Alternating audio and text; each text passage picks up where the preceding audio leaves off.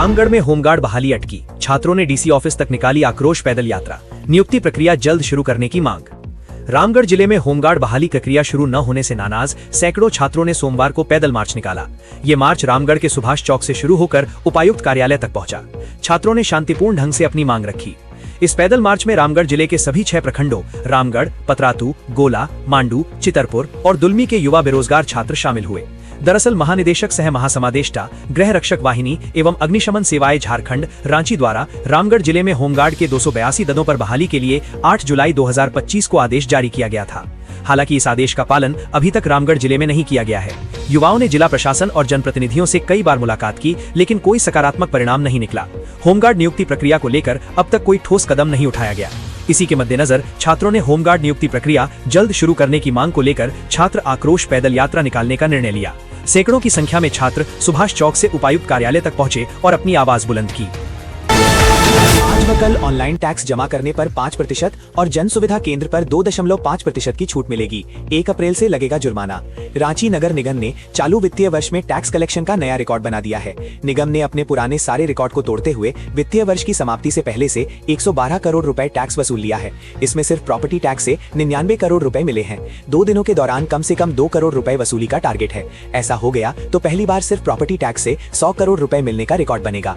ये राशि पूरे राज्य के नगर निगम द्वारा वसूले गए टैक्स में सबसे अधिक है। इसके अलावा वाटर यूजर चार्ज और ट्रेड लाइसेंस से निगम को करीब 12 करोड़ रुपए मिले हैं। पिछले साल प्रॉपर्टी टैक्स से करीब 92 करोड़ रुपए मिले थे। 2 दिनों के दौरान अधिक से अधिक टैक्स वसूलने के लिए निगम ने ऑनलाइन टैक्स भरने की व्यवस्था दी है। ऑनलाइन होल्डिंग टैक्स देने पर 5% की छूट मिलेगी, जबकि नगर निगम में स्थित जन सुविधा केंद्र में जाकर टैक्स देने पर 2.50% की छूट मिलेगी। 31 मार्च के बाद चालू वित्तीय वर्ष का टैक्स जुर्माना के साथ देना होगा। निगम को मिले टैक्स की राशि से शहर के सभी वार्डों की सूरत बदलेगी। गोविंदपुर में ज्वेलरी दुकान से लाखों के गहने की चोरी, शटर तोड़कर दुकान में प्रवेश किया चोरों ने, पूरी वारदात सीसीटीवी में कैद। गोविंदपुर थाना क्षेत्र के ऊपर बाजार स्थित अशोक ज्वेलर्स में बीती रात लाखों रुपए के आभूषणों की चोरी हो गई। दुकान मालिक सोनू बर्मन ने बताया कि वे प्रतिदिन की तरह रात में दुकान बंद कर घर चले गए थे। सुबह उन्हें पड़ोस की दुकान से फोन पर शटर टूटने की सूचना मिली। मौके पर पहुंचने पर उन्होंने देखा कि दुकान से सोने और चांदी के लाखों रुपए के आभूषण गायब थे। चोरों ने केवल ज्वेलरी को निशाना बनाया। चोरी की ये पूरी घटना दुकान में लगे सीसीटीवी कैमरे में कैद हो गई है। फुटेज में साफ दिख रहा है कि देर रात चोरों ने शटर तोड़कर दुकान में प्रवेश किया। कुछ ही मिनटों के भीतर वे कीमती आभूषण समेटकर फरार हो गए। चोरों ने केवल ज्वेलरी को निशाना बनाया और अन्य सामान को नहीं छुआ, जिससे यह एक सुनियोजित चोरी प्रतीत होती है। घटना से बाजार के अन्य व्यापारियों में आक्रोश। दुकानदार सोनू बर्मन ने आरोप लगाया कि घटना की सूचना देने के बावजूद पुलिस अधिकारी समय पर मौके पर नहीं पहुंचे। इस बात को लेकर बाजार के अन्य व्यापारियों में आक्रोश है। व्यापारियों का कहना है कि क्षेत्र में लगातार हो रही चोरी की घटनाओं से वे असुरक्षित महसूस कर रहे हैं और पुलिस की धीमी कार्रवाई से स्थिति और चिंताजनक हो गई है। गोविंदपुर पुलिस ने सीसीटीवी फुटेज को अपने कब्जे में लेकर जांच शुरू कर दी है। पुलिस अधिकारियों के अनुसार फुटेज में दिख रहे संदिग्धों की पहचान की जा रही है और जल्द ही आरोपियों को गिरफ्तार कर मामले का खुलासा किया जाएगा। जूनियर डॉक्टरों के आंदोलन को आईएमए का मिला समर्थन, 6 से हड़ताल की चेतावनी। रांची इंडियन मेडिकल एसोसिएशन की झारखंड राज्य इकाई ने जूनियर रेजिडेंट और इंटर्न डॉक्टरों के स्टाइपेंड संशोधन की मांग को लेकर चल रहे आंदोलन को अपना पूर्ण समर्थन देने की घोषणा की है। ये निर्णय रविवार को हुई बैठक में लिया गया। आईएमए झारखंड ने स्पष्ट कहा कि स्टाइपेंड संशोधन की मांग पूरी तरह जायज है और लंबे समय से लंबित है। बढ़ती महंगाई और चिकित्सा सेवाओं के दबाव को देखते हुए स्टाइपेंड संरचना की समय समय पर समीक्षा जरूरी है। संगठन ने हर 3 वर्ष में संशोधन की व्यवस्था लागू करने को व्यावहारिक बताया है। वर्तमान में आईएमए जेडीए झारखंड के नेतृत्व में राज्य के सभी मेडिकल कॉलेजों में प्रत्येक सोमवार को काला बैच पहनकर शांतिपूर्ण विरोध किया जा रहा है। इसका उद्देश्य सरकार और संबंधित अधिकारियों का ध्यान डॉक्टरों की समस्याओं की ओर आकर्षित करना है।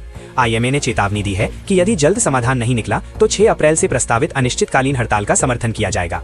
वहीं Jharkhand state health services association ने भी इस आंदोलन के प्रति एकजुटता जताई है। रिफाइन 45 रुपए प्रति लीटर तक महंगे, प्लास्टिक उत्पादों के दाम 40% बढ़े, छड़ सीमेंट भी तेज। रांची में आम आदमी की जिंदगी पर वैश्विक घटनाओं का सीधा असर पड़ना शुरू हो गया है। ईरान, इजराइल, अमेरिका के बीच जारी युद्ध ने अंतर्राष्ट्रीय तेल और गैस की सप्लाई को प्रभावित किया है, जिससे रसोई और निर्माण दोनों क्षेत्रों में कीमतों में बढ़ोतरी देखने को मिल रही है। क्रूड ऑयल और कमर्शियल गैस महंगे होने के कारण रिफाइन तेल, सनफ्लावर ऑयल और सरसों तेल की कीमतें लगातार बढ़ रही हैं। आयातित खजूर और अन्य खाद्य वस्तुएं भी महंगी हो गई हैं, जिससे रोजमर्रा की जरूरतें आम जनता के लिए भारी पड़ रही हैं। सिर्फ खाद्य तेल ही नहीं, प्लास्टिक और उससे बने घरेलू उत्पादों के दाम भी 40% तक बढ़ गए हैं। पीवीसी प्रोडक्ट्स, बेसिन, कमोड और कैरी बैग अब पहले से कहीं महंगे हो गए हैं। निर्माण क्षेत्र भी इससे अछूता नहीं रहा। PVC pipe, SW pipe, cement और बिटुमिन की कीमतों में भारी उछाल ने निर्माण लागत को बढ़ा दिया है।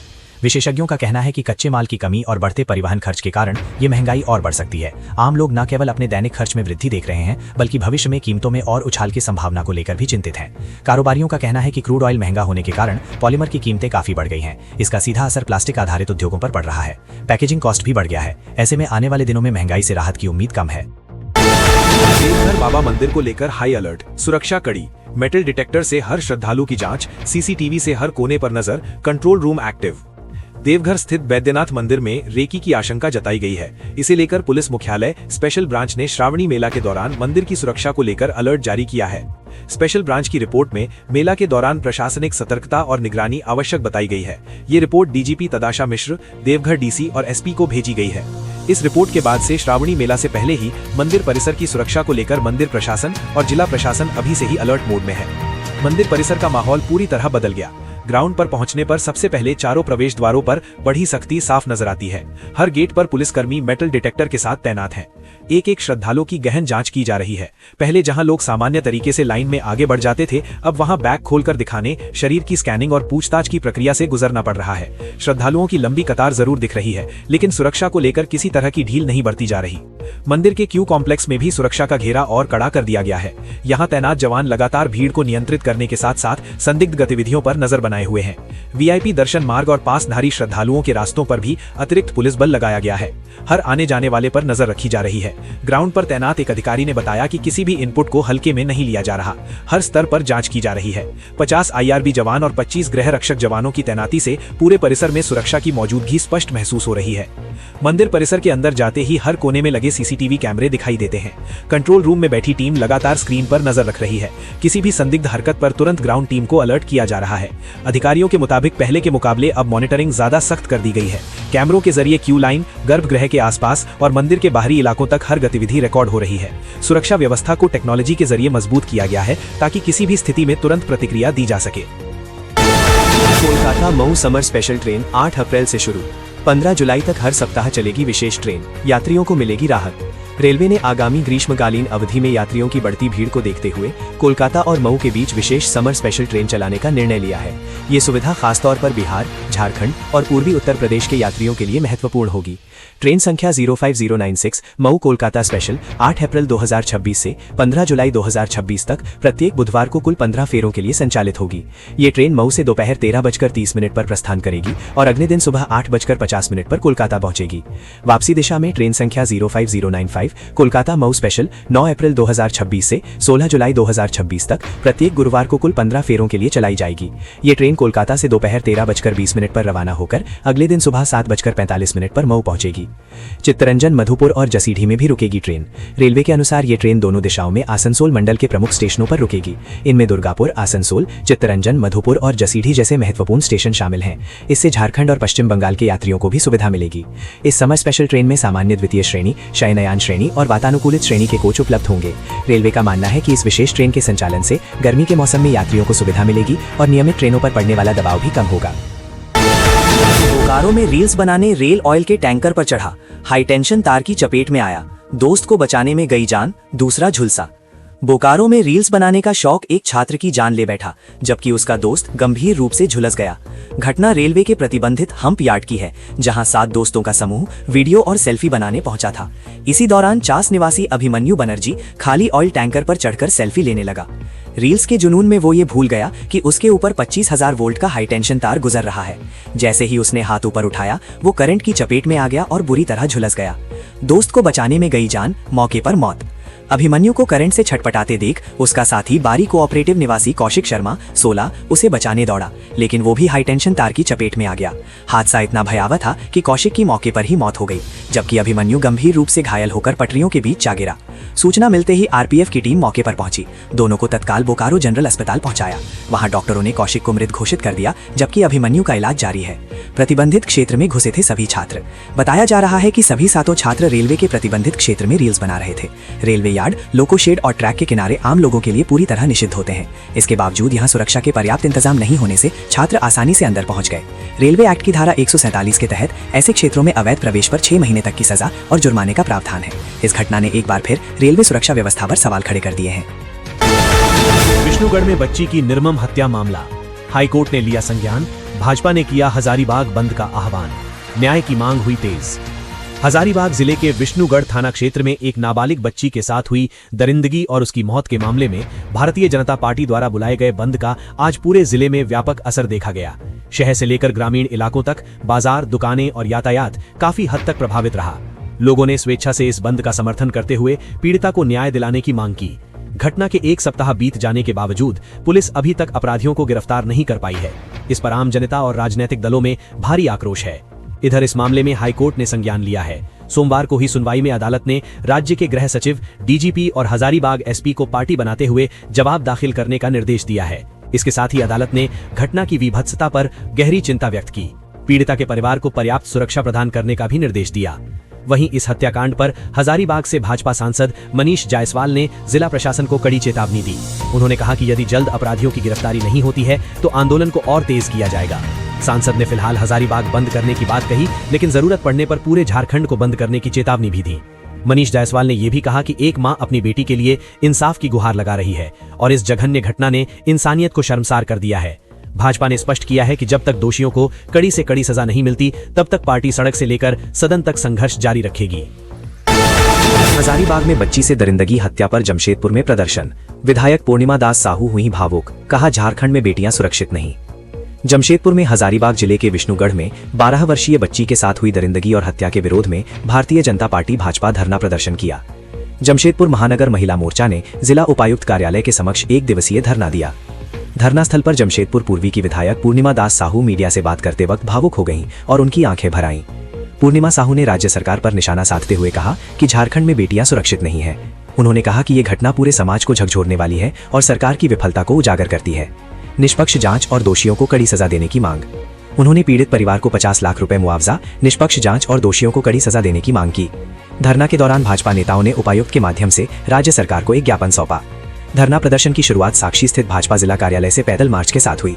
प्रदर्शनकारी हाथों में तख्तियां और बैनर लेकर बेटी को न्याय दो और दोषियों को फांसी दो जैसे नारे लगाते हुए उपायुक्त कार्यालय पहुंचे। महिला मोर्चा की पदाधिकारियों ने भी घटना की कड़ी निंदा करते हुए कहा कि जब तक दोषियों को सख्त सजा नहीं मिलती आंदोलन जारी रहेगा। गिरिडीह में साइबर ठगी गिरोह का पर्दाफाश, जंगल से व्हाट्सएप लिंक भेजकर करते थे ठगी, 2 गिरफ्तार, मोबाइल सिम जब्त। गिरिडीह जिले में पुलिस को साइबर अपराध के खिलाफ बड़ी सफलता मिली है। गांडेय थाना क्षेत्र के धोबिया मोड़ के पास खम्हाटांड गांव के पास जंगल में संचालित एक साइबर ठगी गिरोह का पर्दाफाश करते हुए 2 आरोपियों को गिरफ्तार किया गया है। गिरफ्तार किए गए आरोपियों की पहचान अमजद अंसारी लगभग 29 वर्ष और रजाउल अंसारी लगभग 40 वर्ष के रूप में हुई है। दोनों देवघर जिले के मार्गोमंडा थाना अंतर्गत बन्ना सिम्मी के निवासी हैं। पुलिस ने इनके पास से 6 मोबाइल फोन, 4 सिम कार्ड और एक बाइक जब्त की है। साइबर डीएसपी आबिद खान ने बताया कि एसपी डॉक्टर विमल कुमार को मिली गुप्त सूचना के आधार पर यह कार्रवाई की गई।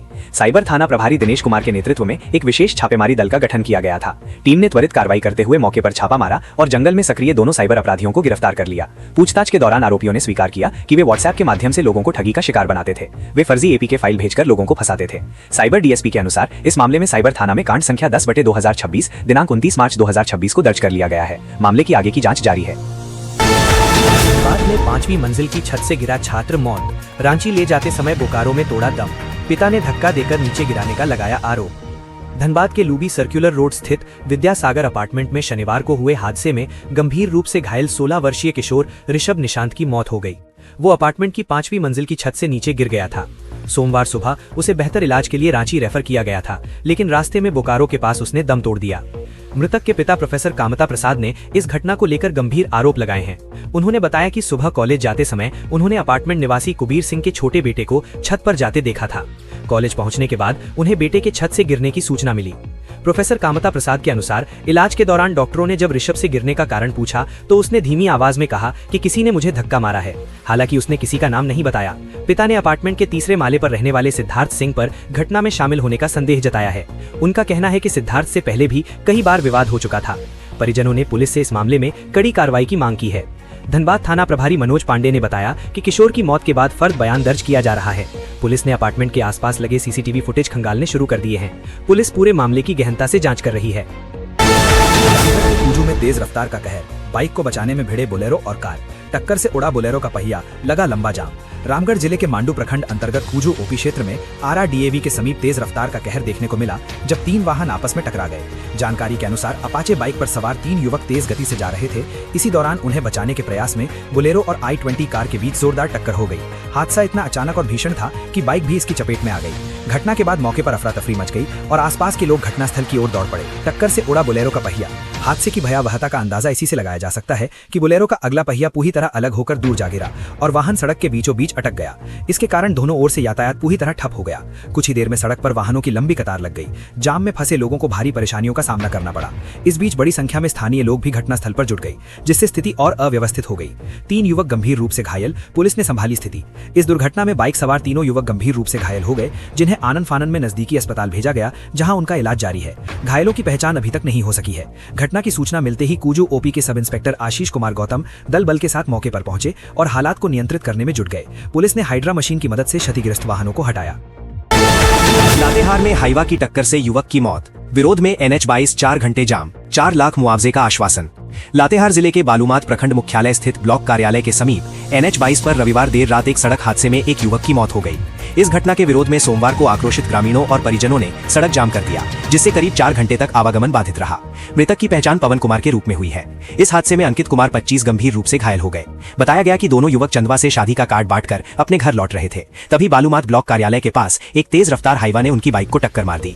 टक्कर इतनी भीषण थी कि दोनों युवक गंभीर रूप से घायल हो गए। स्थानीय लोगों की मदद से उन्हें अस्पताल पहुंचाया गया, जहां चिकित्सकों ने पवन कुमार को मृत घोषित कर दिया। घायल अंकित कुमार का इलाज चल रहा है। घटना की सूचना मिलते ही परिजनों और ग्रामीणों में भारी आक्रोश फैल गया। उन्होंने बालूमाथ थाना चौक के पास NH-22 को जाम कर दिया। प्रदर्शनकारी मृतक के परिजनों को उचित मुआवजा, सरकारी सहायता और दोषी वाहन चालक पर कड़ी कार्रवाई की मांग कर रहे थे। सूचना मिलने पर बालूमाथ थाना प्रभारी अमरेंद्र कुमार सहित प्रशासनिक अधिकारी मौके पर पहुंचे और प्रदर्शनकारियों को समझाने का प्रयास किया।